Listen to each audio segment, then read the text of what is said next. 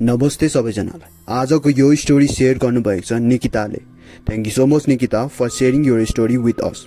हजुरहरूकोमा पनि केही पनि हरर स्टोरी या फिर हरर इन्सिडेन्ट छ भने हजुरहरूले पनि यो वाट्सएप नम्बरमा सेन्ड गर्न सक्नुहुन्छ। 2007 जब निकिता सानो थिइन् र उनको उमेर मात्र 6 वर्ष थियो। तब उनी 2 कक्षामा पढ्थिन्। उनको घर चाहिँ झापाको एउटा सानो गाउँमा थियो। तर बाबा नेपाल पुलिसमा भएकोले गर्दा निकिताको फ्यामिली काठमाडौँमा बस्ने गर्थे। उनको परिवारमा निकिताको बाबा र आमा 3 जना मात्र थिए। आमा हाउसवाइफ र बाबा चाहिँ पुलिस। एउटा सानो अनि खुशाल परिवार। उनको जीवन अरू परिवारको जस्तै राम्ररी चल्दै थियो। बिहान उठ्ने, आफ्नो काम गर्ने अनि कामतिर जाने। एक रात करिब 8 बजेको थियो होला। अचानक कल आउँछ र त्यो कल निकिताको बाबाको हुन्छ र भन्छन् कि म आज घर आउनु नपाउने रहेछु। अघि भर्खरै स्टेसनमा नयाँ केस आयो। यति भनेर कल कट हुन्छ र यो कुरा सबै छोरीलाई भनिराखेर आमा सधैँको जस्तो किचनतिर जान्छन् डिनर बनाउनलाई। र आज डिनर चाहिँ सधैँभन्दा अलिक स्पेसल थियो किनभने आज घरमा निकिताको मामाको छोरा पनि आएको थियो। केही समयपछि 3 जना डिनर गर्न थाल्छन् र डिनर गर्दा गर्दै अचानक निकिताको हातबाट सिसाको ग्लास झरेर फुट्छ। निकिताको आमालाई रिस उठिरहेको थियो।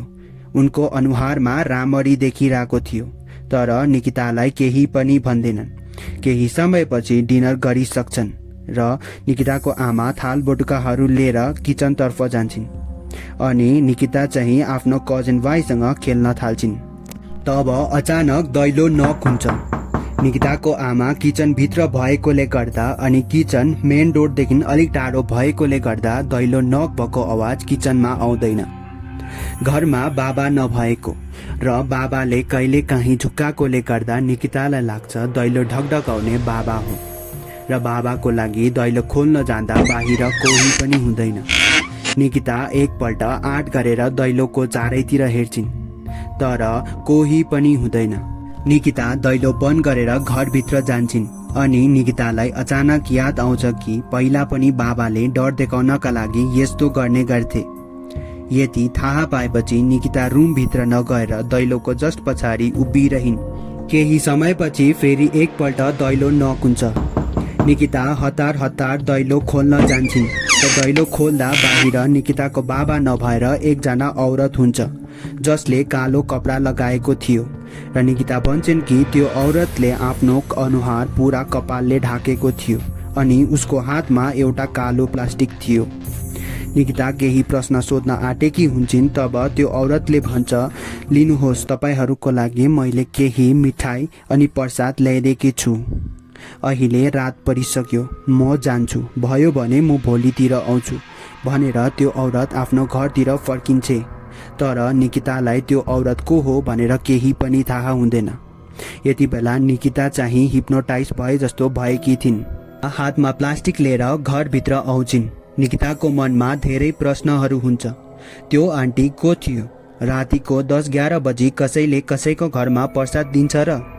यस्तै थुप्रै प्रश्नहरू निकिताको मनमा चलिरहेको थियो। तर यो सबै कुराहरूलाई इग्नोर गरेर निकिता हातमा भएको प्लास्टिक खोल्न थाल्छिन् र प्लास्टिकको भित्र अलिकति खिर, एउटा लड्डु अनि केही फलफुलको टुक्राहरू हुन्छ।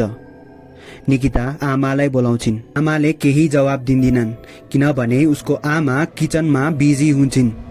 निकिता प्लास्टिक लिएर कजन भाइ भएको रुमतिर जान्छन् र भाइलाई सोध्छिन्, खिर खान्छस्? अघि डिनरमा टन्न खिर खाएकोले गर्दा भाइले खाँदिन भन्छ। आमा काममा बिजी र भाइले खिर नखाने। निकिता हलमा बसेर एउटा भएको लड्डु खान थाल्छिन्। 1 चम्ची खिर पनि खान्छिन्। आमा आफ्नो काम सकेर हलतिर आउँदा देख्छिन् कि निकिताको हातमा अलिकति खिर हुन्छ। निकितालाई त्यो खिर यति मिठो लाग्छ कि आमालाई लोभसरी सोध्छिन्, आमा खिर खाने? तर आमाले खाँदिन भन्छन् किनभने आमालाई लाग्छ कि त्यो खिर अघि डिनरमा बनाएको होला र नानीले स्कुल लानलाई टिफिनमा हालेको थियो होला।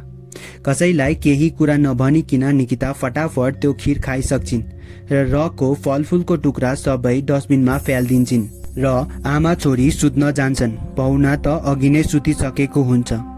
त्यो रात सधैँको जस्तो नर्मल नै बित्छ, तर 2-4 दिनपछिदेखि निकिताको हेल्थ बिस्तारै डिग्रेड हुन थाल्छ। एक रात निकिता आफ्नो बाबा आमासित सुतिरहेकी हुन्छन्। करिब 11 बजेको हुन्छ। तब निकिताको सपनामा अस्तिको त्यही औरत आउँछ, जसको कुनै अनुहार थिएन, पुरा कपालले ढाकेको थियो। निकिता पसिना पसिना भएर निन्द्रमै कालिन्छन् र छेउमा सुतेको बाबा आमा दुवैजना उठ्छन्। निकिताको यस्तो हालत देखेर आमा पानी ल्याउन भनी किचनतिर जान्छन् र बाबा छोरीलाई के भयो भनेर सोध्न थाल्छ। छोरी पानी पिउँदै भन्छन् एकजना डरलाग्दो आन्टी थियो, जसको अनुहार नै थिएन, पुरा कपालले ढाकेको थियो। बाबा आमा दुवैजना भएर छोरीलाई सम्झाउन थाले, नानी यो तेरो एउटा नराम्रो सपना मात्र हो, यस्तो केही पनि हुँदैन र साँच्ची नै यस्तो केही पनि भएन। त्यो राति त्यस्तो सपना फेरि आएन। तर बिहान निकितालाई हाई फिभर थियो। यो कुरा बाबा आमा दुवैले चाल पाएपछि बाबा पुलिस स्टेसन गएर छुट्टी लिएर आउँछन् र काठमाडौँको चप्पा चप्पा गएर डाक्टर खोज्न थाल्छन्। त्यति बेला भने चाहिँ डाक्टर भन्ने त्यति बेसी थिएन, तर भए पनि रात पर्नुभन्दा अलिक अगाडि एउटा डाक्टर खोजेर आउँछन्। निकितालाई हाई फिभर आइरहेको हुन्छ र डाक्टरले केही दबाईहरू दिन्छ र भन्छ टेन्सन लिनु पर्दैन, यो दबाईले भोलिदेखि जाती भइहाल्छ। यदि भनेर डाक्टर आफ्नो फीहरू लिएर आफ्नो घरतिर जान्छ। त्यो राति फेरि निकितालाई त्यही सपना आउँछ, तर आज त्यो औरतको अनुहार केले पनि ढाकेको थिएन। त्यो औरतको अनुहार यति साह्रो डरलाग्दो थियो कि निकिता पसिना पसिना भएर फेरि कालिन्छन्। छोरी कालेको सुनेर बाबा आमा दुवैजना उठ्छन्। छोरीको यस्तो हालत देख्दा एकपल्ट बाबा आमालाई पनि डर लाग्छ। जसोतसो गरेर छोरीलाई शान्त गर्छन् र सोध्छन् के भयो। तब निकिता भन्छन् कि एकजना आन्टी थियो, जसको अनुहार पुरा जलेको थियो र मलाई हेर्दै हाँस्दै थियो। आज पनि छोरीलाई सम्झाउँछन्, यो तेरो एउटा नराम्रो सपना मात्र हो, यस्तो केही पनि हुँदैन भनिराखेर तीनजना जसोतसो गरेर सुत्छन्। तर बिहान छोरीको हालत यति खराब हुन्छ कि बाबा आमा दुवैजना भएर छोरीलाई लिएर काठमाडौँको एउटा सानो अस्पतालमा लानुपर्छ। त्यहाँ निकिताको सबै टेस्टहरू हुन्छ, तर सबै रिपोर्टहरू नर्मल आउँछ। निकिताको हेल्थमा पनि अलिक इम्प्रुभ हुन्छ र त्यही भएर निकितालाई लिएर घर फर्कन्छन्।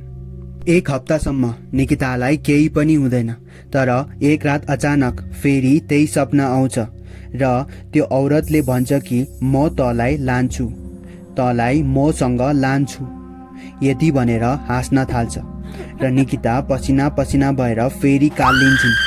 छोरी कालेको सुनेर बाबा आमा दुवैजना उठ्छन् र देख्छन् निकिता पुरा डराइरहेकी हुन्छन् र भन्छन् त्यो आन्टीले मलाई लान्छ, त्यो आन्टीले मलाई लान्छ। निकितालाई जसोतसो गरेर शान्त गर्छन्। निकिताले आफ्नो आमा बाबालाई कसरी एक रात एउटा आन्टीले प्लास्टिकमा मिठाई अनि केही प्रसादहरू दिएको थियो यो सबै कुराहरू भन्न थाल्छिन् र यो सबै कुराहरू सुनेपछि आमा बाबालाई कति पनि समय लाग्दैन कुरा बुझ्नका लागि। यी कुराहरू सुनिसकेपछि बाबा आमा दुवैजनाले आफ्नो छोरीलाई लिएर हनुमानजीको मन्दिरमा जाने निर्णय गर्छन् र भोलि यस्तै हुन्छ। आमा बाबा र छोरी हनुमानजीको मन्दिरमा जान्छन्। त्यहाँनेरि एकजना बुढो पण्डित पनि हुन्छन् र उसलाई सबै कुरा भन्छन् र सबै कुराहरू सुनिसकेपछि पण्डितले भन्छन् कि भोलि म तपाईको घर आउँछु। भोलि बिहानै पण्डित आफ्नो दुईजना शिष्यसित घरमा आउँछ र ध्यान लगाउन थाल्छ। केही समयपछि पण्डित भन्छ कि नानीमाथि कसैले नराम्रो गरेको छ र त्यो तपाईको घरबाट नै कसैले गरेको छ। भोलि पूर्णे पनि हो। भोलि राति एउटा हवन गर्नुपर्छ। म केही सामानहरूको लिस्ट बनाइदिन्छु, त्यो तपाईहरूले ल्याउनुपर्छ। निकिताको आमाले पण्डितलाई सोध्छ, मेरो छोरीमाथि यस्तो नराम्रो कसले गरेको हो भनिदिनुहोस् न। तब पण्डितले भन्छ कि म भोलि भन्छु। यति भनिराखेर पण्डित आफ्नो शिष्यहरूसित मन्दिरतर्फ जान्छ। भोलि बेलुका हवन करिब 4-5 घन्टासम्म चल्छ र हवन खत्तम भइसकेपछि पण्डित भन्छ कि अब नानीलाई केही पनि हुँदैन, तर अलिकति ढिलो भएको भए जे पनि हुन सक्थ्यो। नानीलाई बिहान बिहानै हनुमानजीको पूजा गर्नु पनि भन्छ। अब निकिताको आमाले पण्डितलाई त्यही पुरानो क्वेसन सोध्छ, मेरो नानीमाथि कसले यस्तो गरेको थियो? तब पण्डित भन्छ कि अब जसले पनि यस्तो गरेको थियो त्यसलाई खुनको उल्टी हुन्छ, त्यो पनि 1 हप्ताभित्र, र हजुरहरूले आफै चाल पाउनुहुन्छ को थियो त्यो। यति भनिराखेर पण्डित आफ्नो शिष्यहरूसित घरतर्फ जान्छ र 3 दिनपछि घरमा कल आउँछ कि निकिताको माइजूलाई खुनको उल्टी भएर अस्पतालमा एडमिट गरेको छ र यसपछि माइजूलाई के भयो र माइजू कहाँ छ केही पनि थाहा छैन। निकिताको फ्यामिली निकिताको माइजूसँग कन्ट्याक्टमै छैन। आज निकिता चाहिँ 24 वर्षको भइसकेकी छिन् र उनी भारतको एउटा आसाम भन्ने जग्गामा कलेज गर्दैछिन्।